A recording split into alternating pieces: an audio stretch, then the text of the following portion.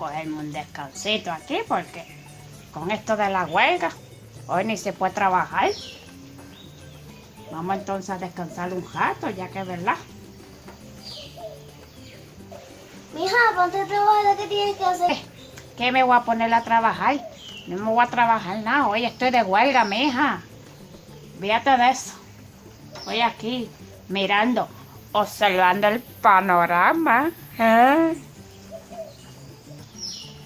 Pues los chavos míos se van a ir de huelga también. No te preocupes. ¿Qué tú dices? Ah, que no me vas a pagar nada. Oye, si es que ahora los pájaros le tiran a las escopetas. No te digo yo, si con la boca es un mamey.